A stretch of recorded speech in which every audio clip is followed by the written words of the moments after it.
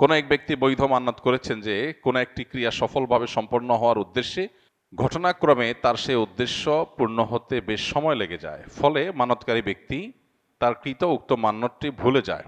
তবে তার এতটুকু মনে আছে যে আমি এই কাজটি পূর্ণ হওয়ার জন্য কোনো একটি মান্যত করেছিলাম। তাহলে এই পরিস্থিতিতে তার করণীয় কি?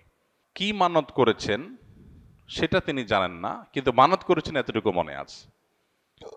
তো যদি যেই চাওয়া পূরণ হওয়ার ভিত্তিতে মানত করেছেন যে আল্লাহ আমার এই জিনিসটা হলে আমি এটা করব, ওইটা যদি পূরণ হয়ে যায় তাহলে তার মানত পুরা করতে হবে।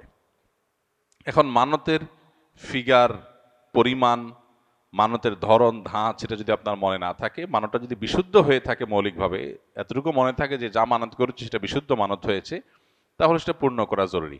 সেক্ষেত্রে আপনার প্রবল সম্ভাবনা, প্রবল ধারণা কোনটা হয় সে মান্যতটা পূরণ করবেন। আপনার যদি মনে হয় যে আমি 10,000 টাকা গরিব দুঃখীদেরকে দান করব, এরকম নিয়ত করছি বলে মনে হয়, 5,000 টাকা নিয়ত করেছি, তাহলে এমন একটা ফিগার আপনি মানত হিসাবে আদায় করেন, যেটা আদায় করলে আপনার সন্দেহ দূর হয়ে যাবে যে প্রবল ধারণা বা আপনার জোরালো সম্ভাবনা আমি এটা করেছি, সেটা যদি আপনি আঁচ করতে পারেন এবং নির্ধারণ করতে পারেন তাহলে সেটাকে ঠিক করে আপনি মানত পুরা করবেন।